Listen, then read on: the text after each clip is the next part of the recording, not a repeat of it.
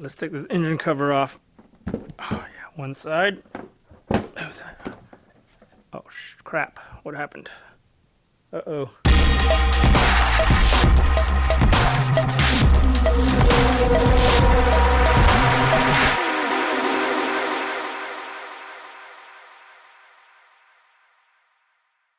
Hey guys, welcome back to the channel. Today I'm going to do a quick repair video on my engine cover. Recently when I was taking it off to do some engine work, I noticed that the thing was stuck and it was kind of flimsy, and I was like, crap, what the hell happened? I thought I had snapped it right off, and I looked at it and it actually didn't snap off. It kind of is still hanging with a little piece.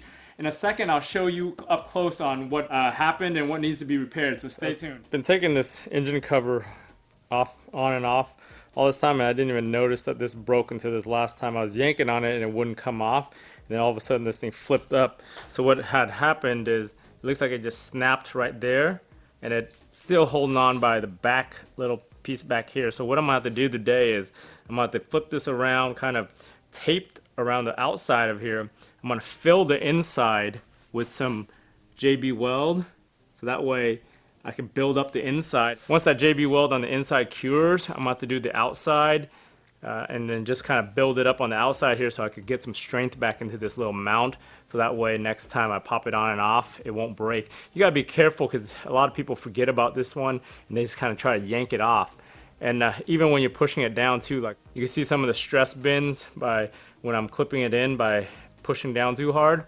And then you got the regular two just like plug-in ball joints over here, which are the ones that are easy to take out.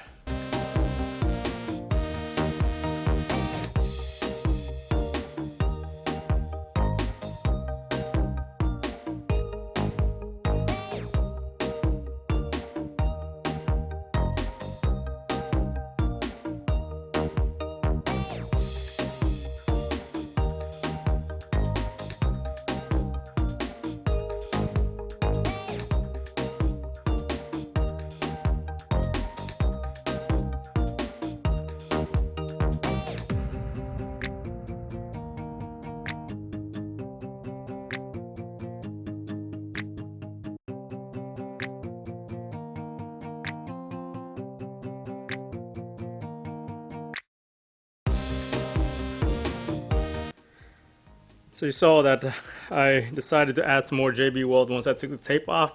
It was kind of missing some stuff here on the edges, and then I didn't like how the bottom of this thing wasn't secure enough where it was bending and all that stress, so I ended up fortifying it with more JB Weld, the clear stuff that I was using. So I let it all set, and it's dried for about 2 hours now, so it's workable.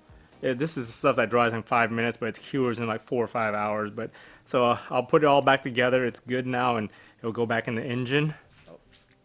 Originally on the inside, I put the regular JB Weld that I still had left over. I ran out, so that's why I ended up having to use that clear weld stuff that I've used on some other projects lately.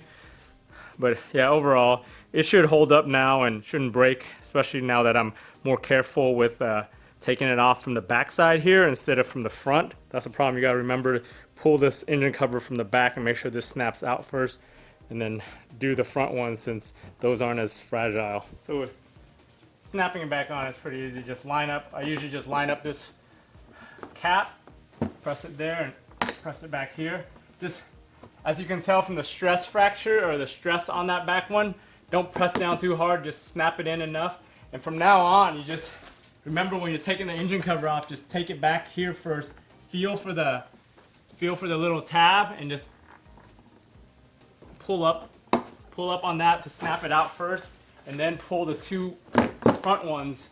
And that way you relieve the stress on this, and then you don't break it in the future, especially with against the actual panel itself, the two footings.